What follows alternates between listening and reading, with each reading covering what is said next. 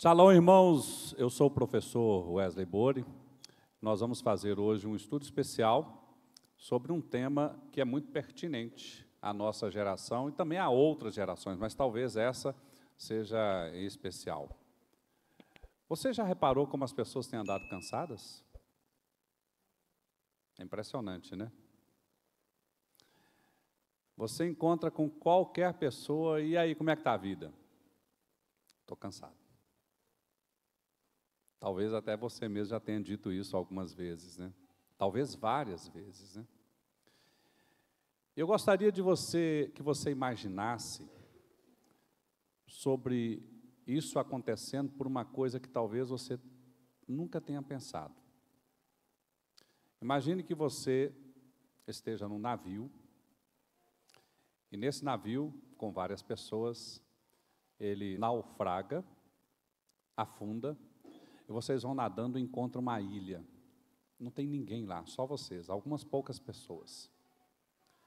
Portanto, nessa ilha não tem polícia, não tem justiça, não tem legislação. Você decide o que você vai fazer. Eu gostaria de perguntar para você se todas as pessoas iriam acordar na mesma hora, iriam se levantar na mesma hora, se essas pessoas iriam dormir do mesmo jeito. Será que seria assim?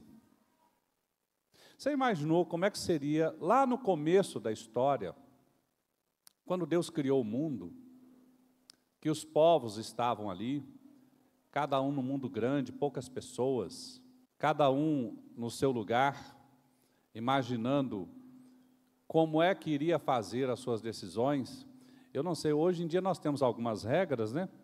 Tem gente que acorda 2 horas da tarde, né? Meio-dia. Tem gente que acorda 3, 4 horas da manhã, não é assim? A vida é diferente e talvez seja relevante você raciocinar um pouco sobre uma coisa que já há mais ou menos quase 6.000 anos se discute sobre isso. Eu gostaria de fazer uma imersão no estudo que eu estou fazendo há alguns anos. O estudo de hoje é parte dessa busca que a gente tem feito, né? De um Deus que pensa na nossa vida através do tempo. Aliás, nesse estudo, eu não sei se vocês já repararam como que em hebraico nós chamamos o Senhor, né? Hashem. Vocês sabem o que significa Hashem? Hashem é o acrônimo ou acróstico de 3 palavras. O que era, o que é e o que há de vir. Na sua tradução em português, ela está assim, o Senhor. Mas, na verdade, se você fosse fazer uma tradução literal, você estaria dizendo aquele que era, aquele que é e aquele que há de vir. E que, de uma maneira geral, na tradição oral, nós falamos o eterno, que é aquele que era, aquele que é e aquele que há de vir. Chamar Deus, portanto, desse nome, já é dizer que o nosso Deus se preocupa sobremaneira como organizamos e lidamos com o tempo, não é mesmo? Que horas fazemos o quê? Como é o nosso dia? Será que isso tem a ver com a nossa espiritualidade? A tradição oral, e veja, eu li centenas de documentos sobre isso. Quanto mais eu lia, mais maravilhado eu ficava.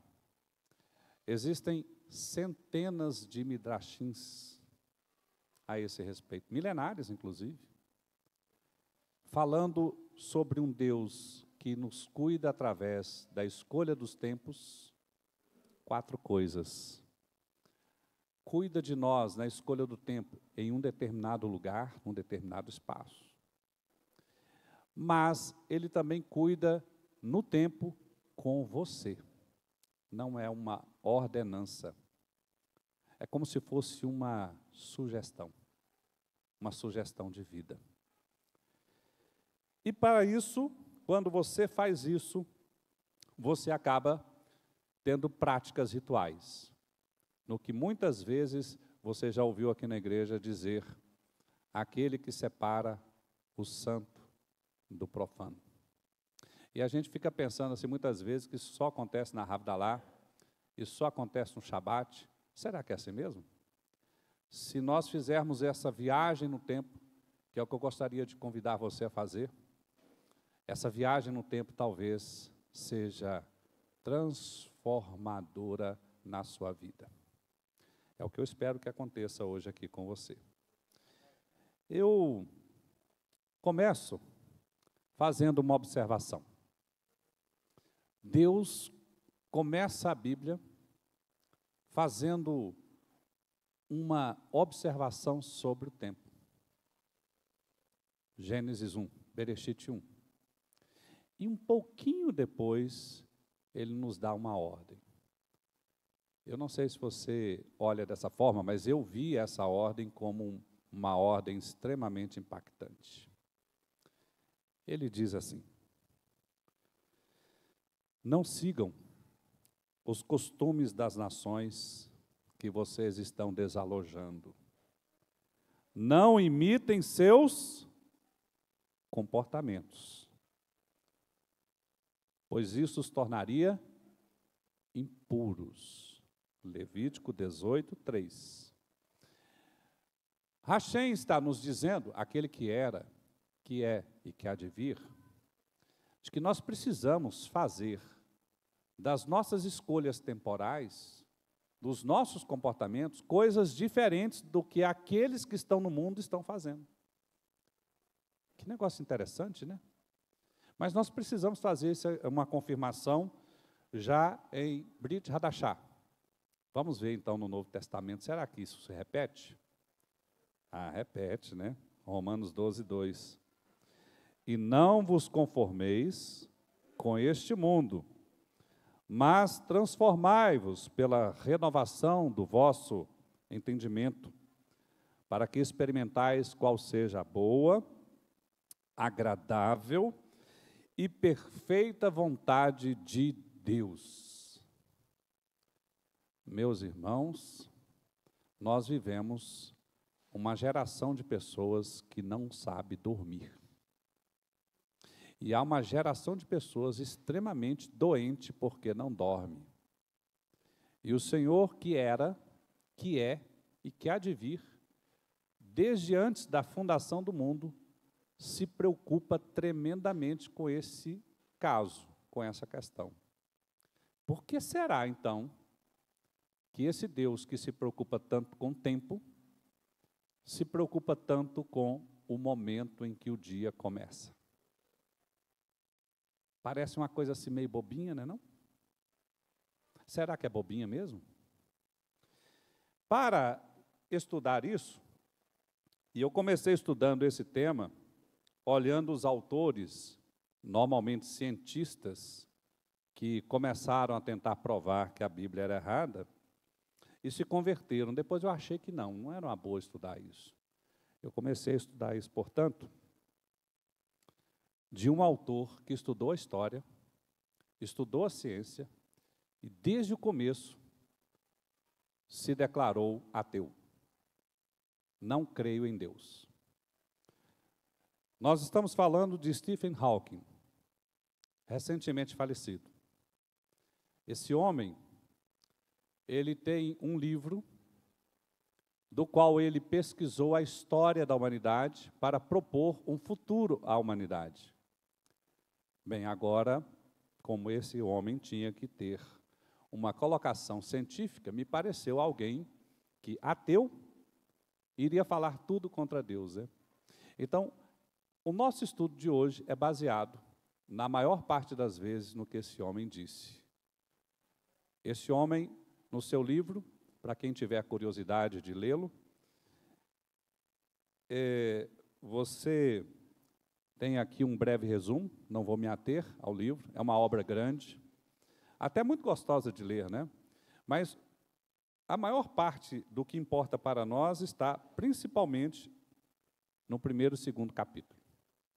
Mas se você ler todo, você vai ver que as proposições são muito interessantes, embora eu não concorde com a maioria, mas o que importa aqui é a ampla pesquisa que ele fez de documentos ao longo da história, milhares de documentos.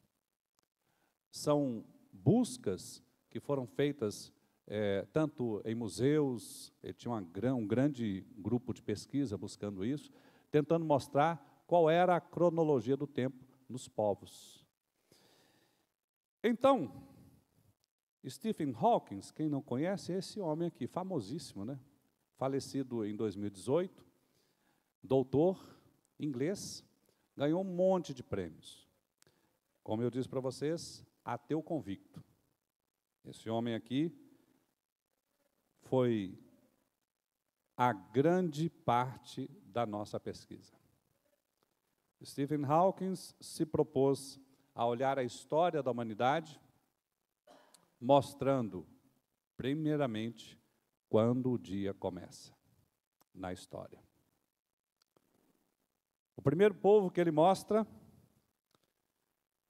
é Israel.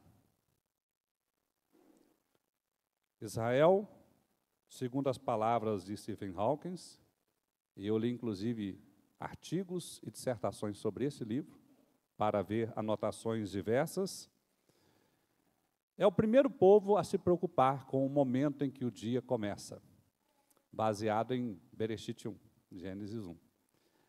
Eu estou citando aqui apenas Gênesis 1, 5, que diz: e foi à tarde, e foi amanhã, o primeiro dia. Ou seja, o dia começa, de acordo com Bereshit, no pôr do sol. Vocês acham que Deus fala alguma coisa à toa? Vocês acham que Ele estaria colocando que o dia começa no pôr do sol à toa? Será?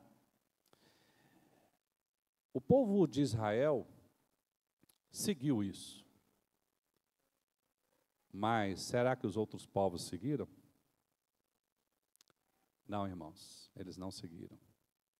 Israel foi a única nação, durante toda a história, e continua sendo a única nação, atualmente, cujo dia começa no pôr do sol. Diferente de todos os povos. 5.000 anos atrás, houve um primeiro povo que se preocupou em estabelecer o começo do dia para organizar a sociedade. Esse povo foi o povo egípcio. Qual foi o momento que o povo egípcio declarou que o dia começava? Ao amanhecer. Que interessante. Quando o sol nascia, o dia começava. O Egito influenciou os povos ao redor.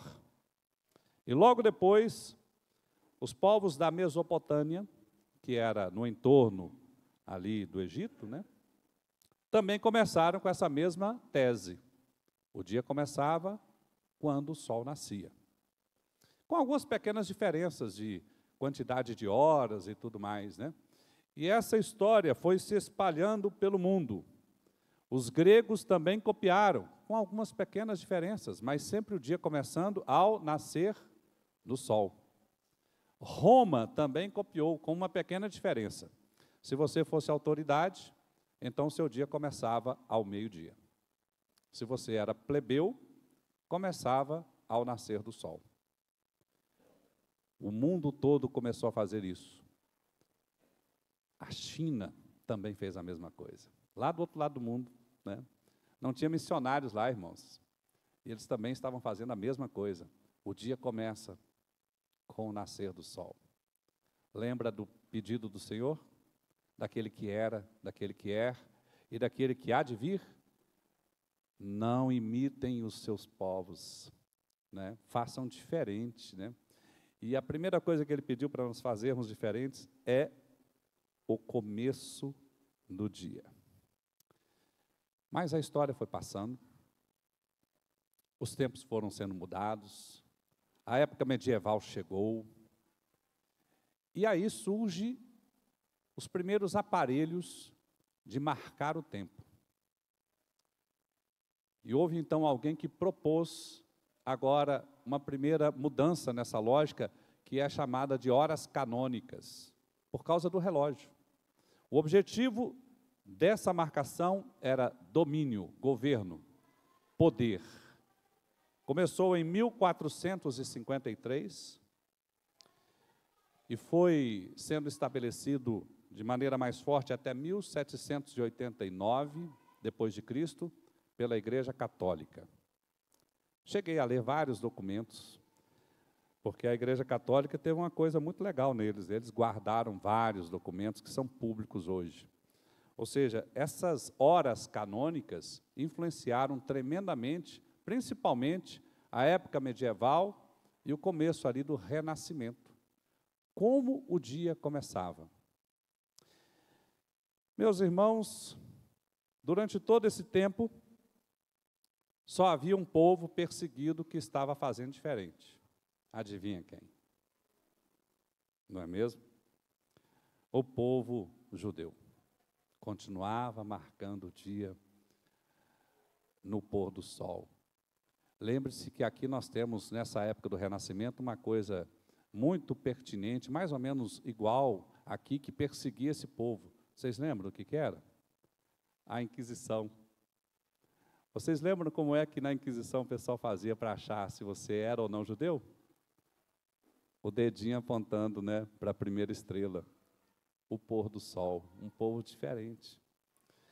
Mas, ali por volta de 1700, 1780, mais ou menos, uma nova ciência ficou mais consolidada, a astrologia. E por causa dessa nova ciência, surge o relógio mecânico.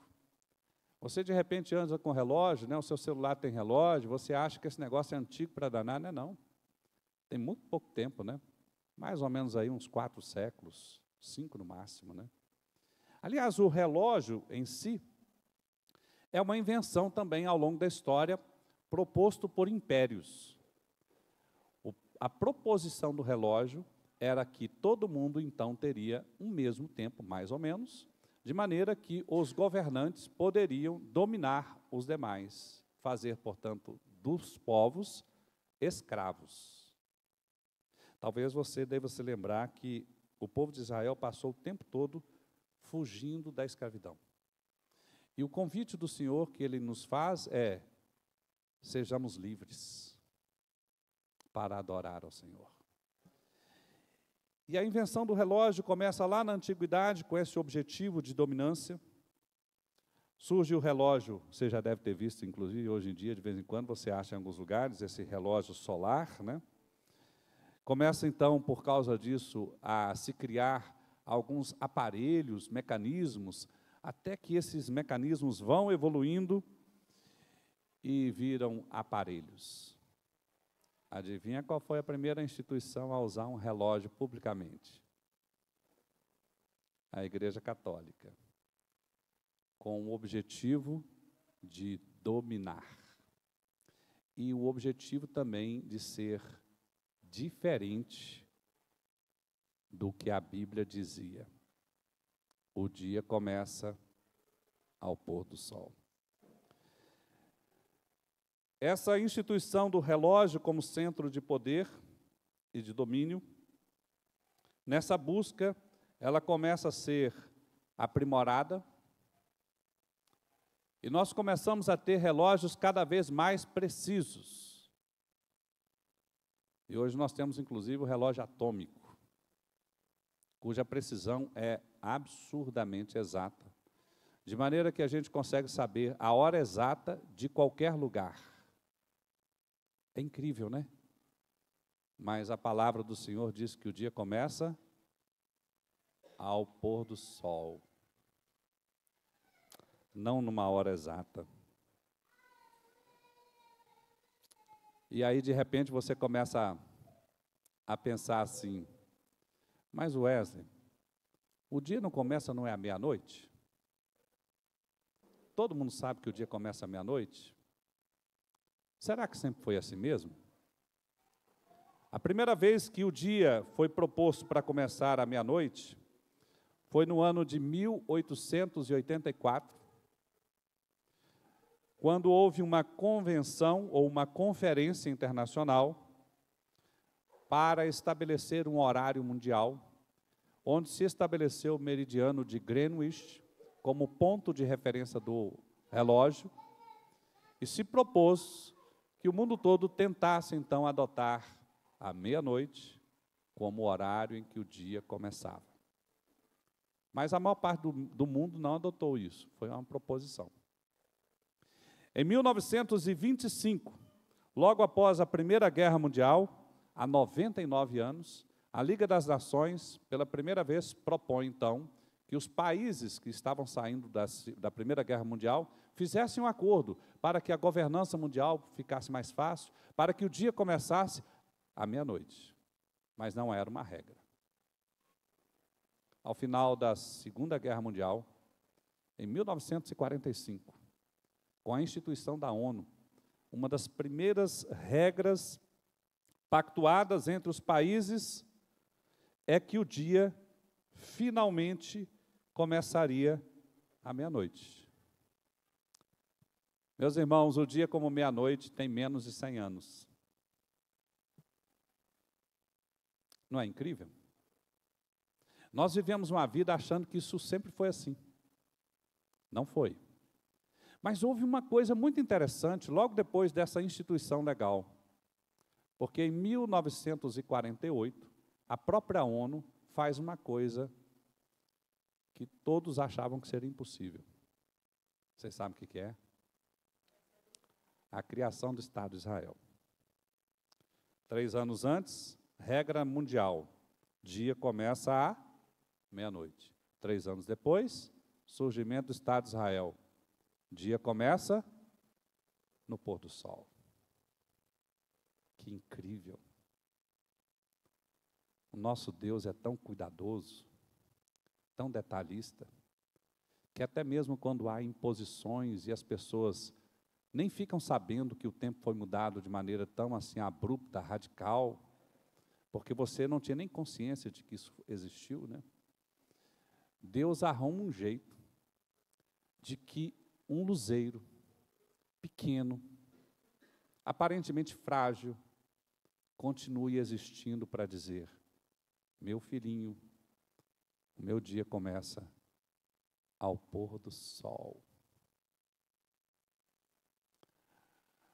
Você pode não ter reparado, porque talvez você não tenha olhado para esse povo, mas lá está o povo cumprindo o chamado do Senhor, que nós precisamos ser diferentes, porque o tempo de Deus começa ao pôr do sol.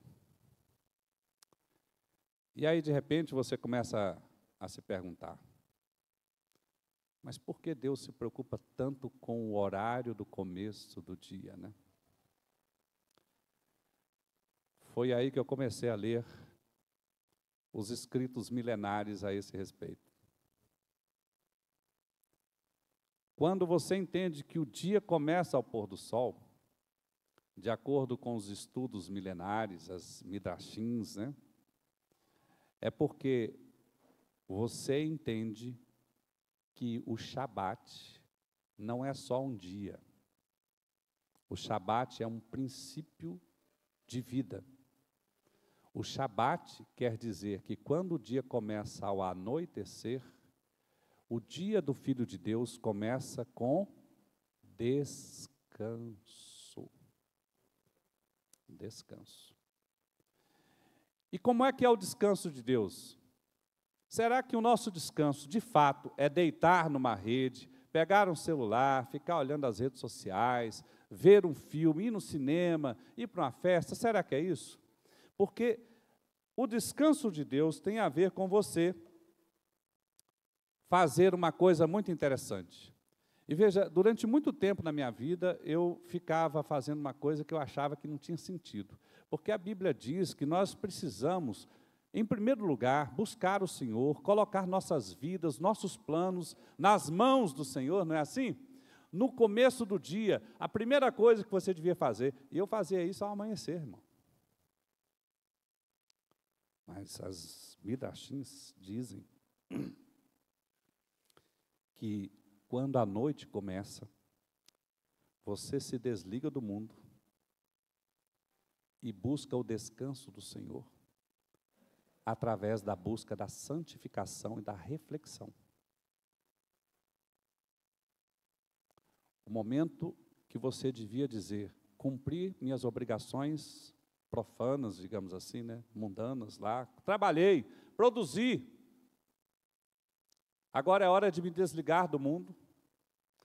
Agora é hora de colocar a minha vida nas mãos do Senhor. Eu vou ler a palavra, eu vou pensar, eu vou pedir, Deus me orienta. Eu tenho um desafio, Senhor, me mostra o que eu devo fazer. Senhor, eu coloco o meu sono em Tuas mãos. Eu preciso repousar em Ti, Senhor. Senhor, eu preciso aprender, porque amanhã eu preciso ter forças, eu preciso ter discernimento. Senhor, amanhã eu tenho que estar capaz. E eu começo a refletir, a buscar a sabedoria, a buscar, portanto, o entendimento do Senhor. E essas questões fazem com que você durma pensando em Deus. Que você anoiteça colocando a sua vida nas mãos de Deus. Confiando no Senhor. Porque você precisa dormir com Deus. Porque ao dormir com Deus, você vai acordar tendo sonhos de Deus. E não só sonhos de Deus. Você vai ter emoções do céu. Você vai estar renovado. Porque você dormiu. Enquanto o mundo buscou prazeres. Não é assim? As pessoas dizem assim, a noite é uma criança. Mal sabem elas, né? Se elas dormirem depois das 22 horas, elas não vão ter serotonina.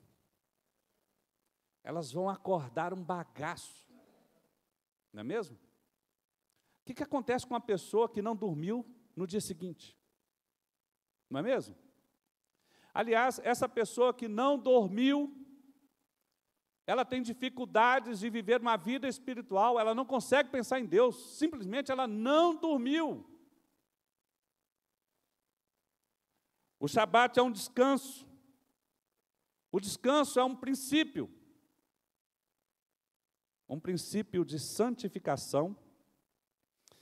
E, aliás, é uma das coisas que eu já errei demais, né? Porque, imagina, eu na minha adolescência, eu ficava vendo na Bíblia lá, várias citações falando sobre a oração da hora terceira, né? E em alguns momentos eu me propus a acordar de madrugada para as 3 horas da manhã, deve ser um momento mais especial, o momento que Deus mais vai me ouvir. Gente, é 21 horas. É a oração de dormir, é a oração de colocar a nossa vida nas mãos do Senhor e esquecer do mundo mal. O Shabat é um princípio e é um dia, de acordo com os estudos milenares. O Shabat não é só um dia santo. O Shabat é começar o dia com santificação. Desde o começo. No dia santo, celebração. Mas todo dia, santificação. No começo. Essa pausa de todos os dias, das pressões, dos estresses, das angústias, das dores que o mundo nos propõe, do extremo cansaço que toda hora nós somos propostos, do afastamento do eterno, de Hashem, aquele que era, aquele que é, aquele que há de vir, vai fazer com que nós não tenhamos nem ânimo para celebrar. Irmãos, nós sabemos que Deus é um Deus de festa. Quantas festas, né? E quantas nós celebramos, não é mesmo? Mas e se você estiver cansado? E se você estiver cheio de preocupações porque você não dormiu? E se você estiver estressado? Há muitas pessoas que dizem assim: eu não vou porque eu estou exausto. Eu não vou porque no meu interior eu estou acabado. Eu não vou porque eu estou, inclusive, perdendo a fé. Celebrações são dadas para pessoas que têm energia para celebrar. Pessoas que dormem, irmãos. Você tem dormido? Totalmente? Tem colocado a sua vida nas mãos do Senhor? Totalmente? Você olha para amanhã e crê? Totalmente? Mesmo diante das tempestades de hoje? É Shabat. Descansa no Senhor. Porque quando você descansa no Senhor, então, as celebrações têm total importância. Na tradição judaica, lendo os documentos, há 3 coisas aqui que nós aprendemos. Eu, pelo menos, aprendi demais. E quero dizer para vocês que eu estou me esforçando sobremaneira para jogar o celular fora de noite e me dedicar a essas 3 coisas. Na tradição judaica, principalmente na hora terceira, é feita o Shema com meditação. Nós fizemos aqui, né? Mas você já meditou em cada palavrinha? Pensou em como se aplica em sua vida? Na tradição judaica, é à noite que você mais se propõe a estudar a Torá. É o momento mais propício. Quando o seu telefone não toca, quando as pessoas não estão batendo a tua porta para te vigiar, quando não tem ninguém fazendo com que você perca a sua atenção, quando até os passarinhos foram dormir e agora você ouve aquele silêncio, como se Rua HaKodesh, o Espírito Santo estivesse ali, e ele certamente vai estar. Então, naquele momento, você agora ouve a palavra do Senhor e se dedica. Na tradição judaica, a noite é vista como o momento mais propício para que Deus fale conosco. Principalmente entre 18 horas e 22 horas. Não mais do que 22. Faz sentido, irmãos? Não é mesmo? Um mundo que não dorme, enquanto um povo que dorme. Essa tradição, ela é respaldada por centenas de estudos de rabinos na história. Eu vou citar alguns aqui que me chamaram a atenção. Eu li a maioria deles, né? E eu fiquei maravilhado. Eu entendo porque são essas pessoas, é desse povo que são os profetas. Porque profetas que dormem com Deus, que dormem falando com Deus, esse pessoal está com seus ouvidos preparados para ouvir a voz do Senhor. É o mesmo convite que nós também precisamos aceitar. A Midrash, feita no século 3 depois de Cristo, do Rabi Roshaya, diz que o verdadeiro início do dia reside na escuridão da noite. A noite, portanto, é vista como espaço propício para a reflexão, para o arrependimento e para a conexão com o Eterno. É o momento que você mais tem chance de ouvir Deus, segundo o estudo desse rabino. Eu vou citar apenas 4. A Midrash do século 5, chamado Pesikta Rabat, 5 depois de Cristo, nós não sabemos o autor, chega à seguinte conclusão: assim como a alma precisa ser purificada, a noite precisa ser santificada por meio da oração, do estudo da Torá e das boas ações. No século I, começa a ser escrito, né, o Zohar, século 13 depois de Cristo, veio a público o Moshe de Leon, atribuído a ele, né? Eu não sei se vocês sabem, mas o Zohar é o principal livro da Cabalá mística judaica, né? E nela tem uma midrash que fala sobre esse tema, em que Moshe de Leon diz: a noite é propício para a meditação profunda, a conexão com o mundo angelical e a revelação de segredos divinos.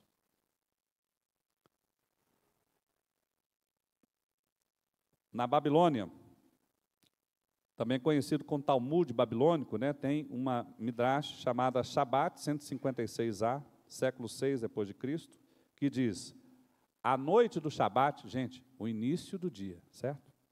É considerado um momento especial para a oração, o estudo da Torá e a contemplação espiritual. Essas coisas promovem em nós uma mudança orgânica, quando nós começamos o dia colocando a nossa vida nas mãos do Senhor, e o dia começa ao pôr do sol. Vamos fazer aqui uma comparação. O dia de Deus, ou o dia do Eterno, né? Ele propõe que você viva muito, inclusive viva eternamente. Como Amós 5,8 diz: assim diz o Senhor, achega-te a mim e vive.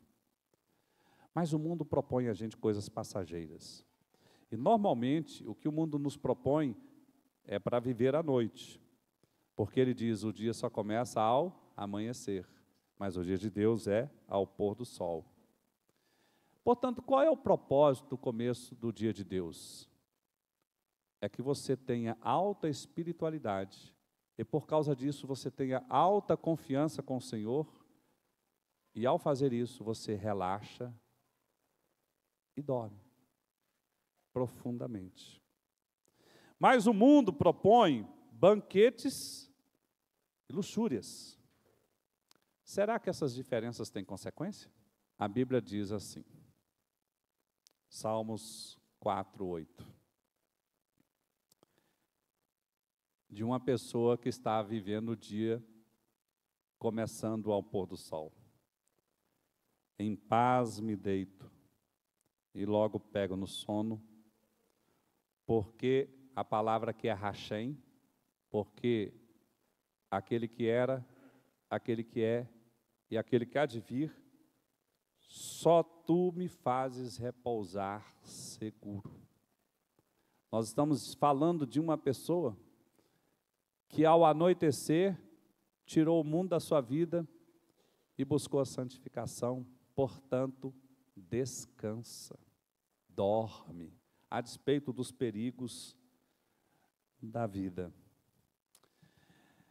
Meus irmãos, uma das coisas mais curiosas que existem é a quantidade de informações sobre as pessoas que fazem o seu começo do dia ao pôr do sol, a facilidade que essas pessoas têm em dormir.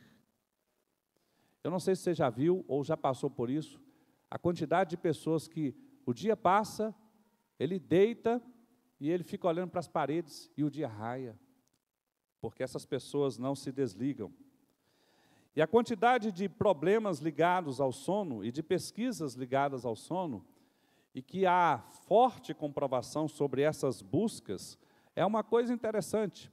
Pessoas que dormem mais cedo e têm maior espiritualidade, dormem profundamente. Restaura o seu corpo.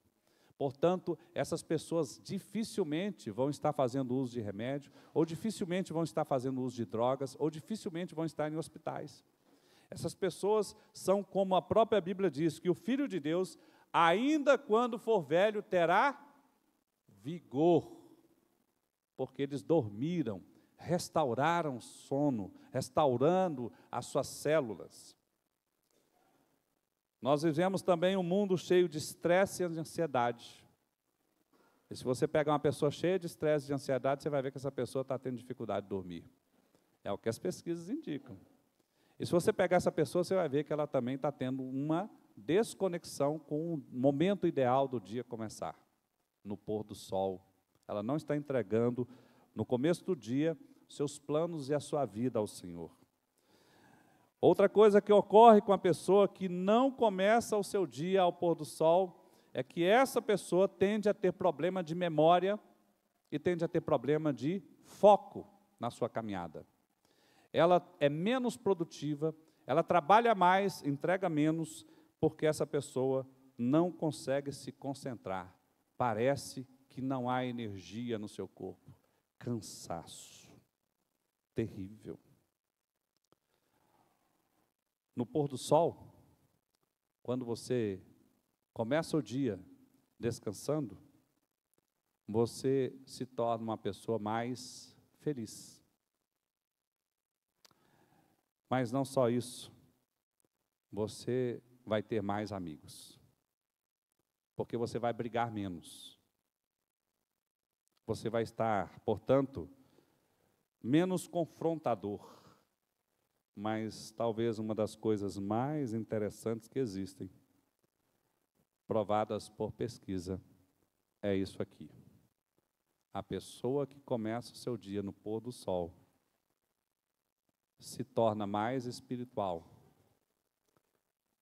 começa a ter sonhos mais espirituais, se torna uma pessoa com maior discernimento. E essa pessoa começa a dizer: hoje eu ouvi Deus. Parece que ele sussurrou no meu ouvido. Eu ouvia dizer que isso acontecia, mas agora está acontecendo comigo. Depois de fazer toda essa viagem na história, eu gostaria de fazer agora uma pequena reflexão para você, porque ao estudar todas essas midrashins, que foram centenas, e depois de ler tantos documentos históricos sobre isso, eu queria dizer para você que ser diferente do mundo vai fazer de você uma pessoa separada. O mundo está na bebedeira. Você está falando com o Senhor. O mundo está nas drogas. Você está ouvindo os conselhos de Deus. O mundo está estressado. Você está colocando a sua vida nas mãos do Senhor. Isso é o que nós chamamos de santificação, separação. É o que o Senhor chama de separar o santo do profano. Enquanto os outros estão jogando a sua vida fora, enquanto os outros estão jogando a sua saúde fora, e não entendendo que o Filho de Deus precisa restaurar as suas células, e precisa descansar para ter energia, ter espiritualidade. Essa pessoa é diferente, irmãos. Levítico 20, 26 diz: ser-me-eis santos, ou seja, separados, diferentes, porque eu, aquele que era, aquele que é, aquele que há de vir, sou santo. E vós vos separareis dos povos, ser diferentes dos povos mundanos, para serdes meu. É um convite tanto, não acha? E o curioso é que não é uma imposição. É como aquilo que Jesus diz: eis que estou à porta e bato. Se alguém abrir a porta, eu entrarei, cearei com ele e ele comigo. Ele não está dizendo assim: eis que estou à porta e bato, esmurra até derrubar a porta, e aí eu vou entrar com força. Não é assim. Ele te convida. A segunda coisa é que quando você se propõe a levar uma vida em conformidade com as orientações do Senhor, então você começa a ter uma vida mais saudável, começa a adoecer menos, você tem mais lucidez nos seus pensamentos, Portanto, você enxerga melhor a realidade, toma decisões mais sábias, porque a sua conexão com o eterno é grande.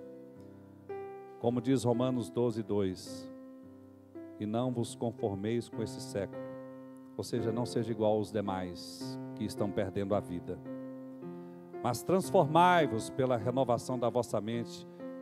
Estude a palavra do Senhor, irmãos, medita nela dia e noite, fale para os seus, sempre que houver a possibilidade, andando pelo caminho, ao almoçar, ao deitar, para que experimentais qual seja a boa, agradável e perfeita vontade do Senhor.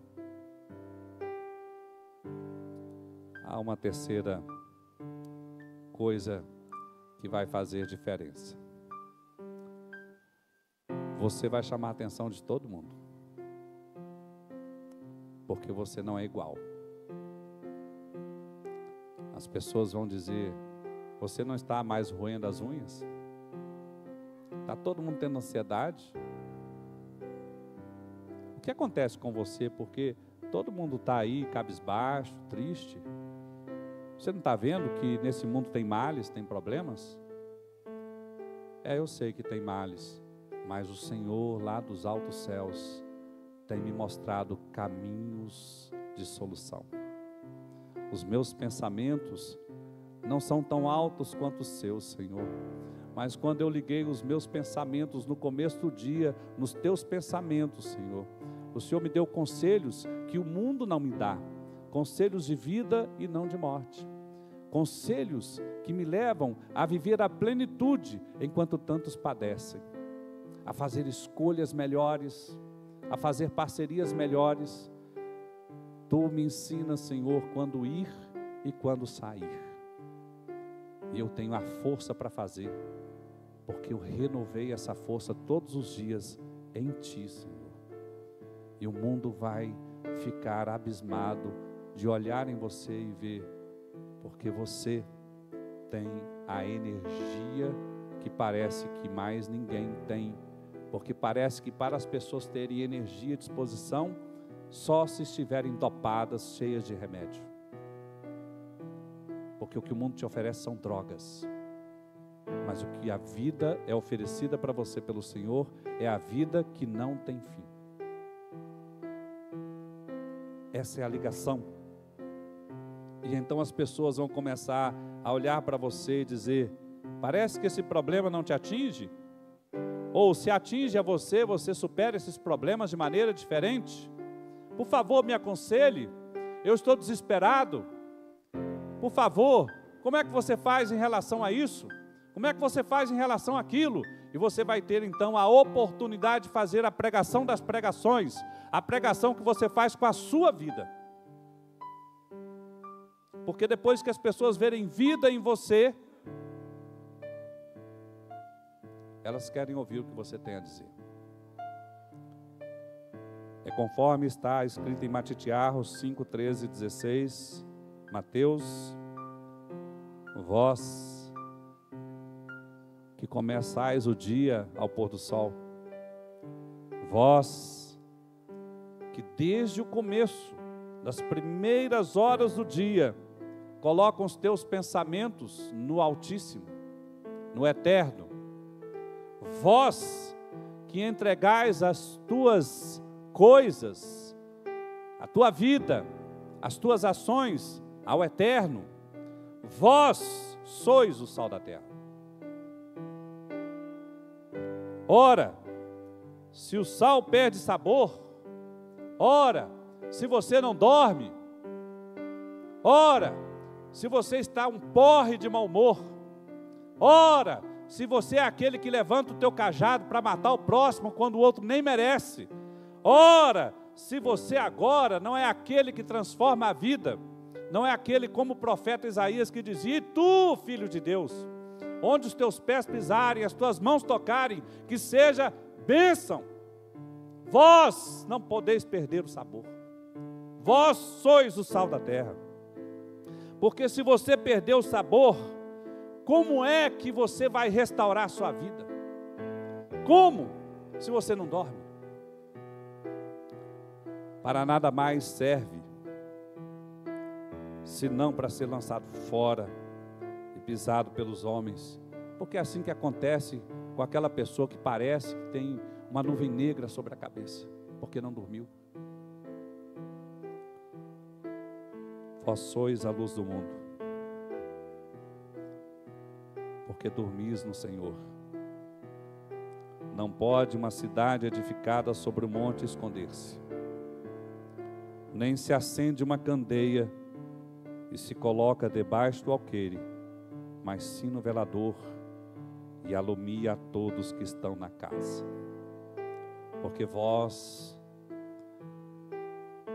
filhinhos de Deus, são pessoas de solução, de luz, são pessoas que vieram para brilhar a luz do Senhor diante dos homens.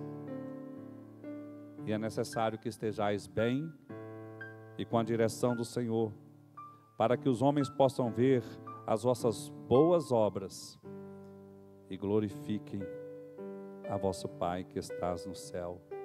Aleluia. Nesse mundo cansado,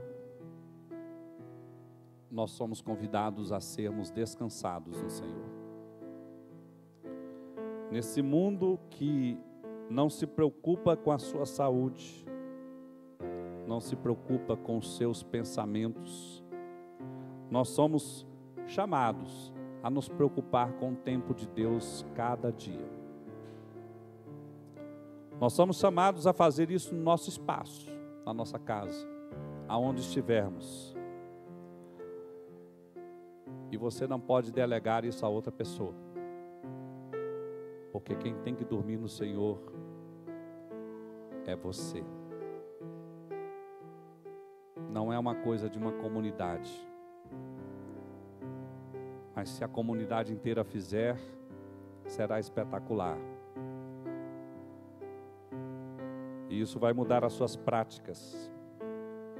E então, você vai começar a ouvir a voz do Senhor. Você vai sonhar. Você vai ouvir. Milagres vão começar a acontecer. Porque você começou desde os primeiros momentos com Deus. Eu gostaria de, nesse primeiro momento introdutório, fazer apenas 4 pequenas conclusões. Eu gostaria de passar horas e horas e mostrar muitos documentos para vocês, mas o tempo não dá. A primeira coisa que eu gostaria de dizer para você é que esse dia que você conhece, que começa à meia-noite, a história da humanidade é como se tivesse nascido agora. Você só não percebeu porque a sua vida é tão breve. Você não tem 120, 130 anos, você não percebeu, não conhecia aquela história. Os livros da história que você vê na escola não falam sobre isso, porque interessa ao mundo esconder o que Deus faz e o que Deus fala. Mas se você tiver curiosidade e ir buscar os documentos milenares, você vai ver que há mais ou menos de 100 anos, o dia começou à meia-noite. Mas um povo perseguiu o que o Senhor falou. A segunda coisa que eu gostaria de dizer é que os povos mundanos, eles buscavam uma coisa diferente do Senhor. Os povos da antiguidade focavam no prazer desenfreado. Comer não para viver, mas comer como se o amanhã não houvesse. E outros tipos de prazeres. Mas, o que o Senhor nos mostra é que o que nós devemos buscar ao começar a nossa vida com o Senhor, ao pôr do sol, seguindo, portanto, o que o Senhor falou em Bereshit 1, é que nós deveremos imitar Deus, que começa dizendo: houve tarde e manhã, o primeiro dia. O dia do Senhor começa ao pôr do sol. Que nós também possamos imitar a Deus, aquele que era, que é e que há de vir, que se preocupa tanto com o tempo, o eterno, e possamos dormir no Senhor, descansar no Senhor e termos coragem para enfrentar o mundo mal e a energia necessária para enfrentar o mundo mal. Senhor, Deus Pai de amor, Hashem, Deus do tempo, Senhor que cuida de nós, que nos instrui, e que em suas primeiras palavras registradas na Bíblia, diz que nós precisamos começar o dia ao pôr do sol e desde o começo descansar nele. Senhor, faz com que nós possamos ouvir a Tua voz. Senhor, faz com que nós também possamos, nessa conversa diária do começo do dia, contemplar a eternidade e o Teu grande poder.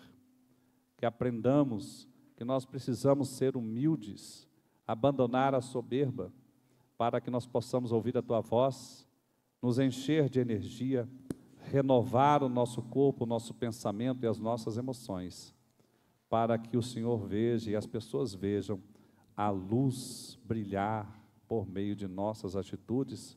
E por isso nós sabemos, Senhor, nós temos que ser diferentes dos povos mundanos. Que o Senhor nos abençoe, nos guarde e nos dê a paz, em nome de Yeshua HaMashiach. Amém, amém e amém.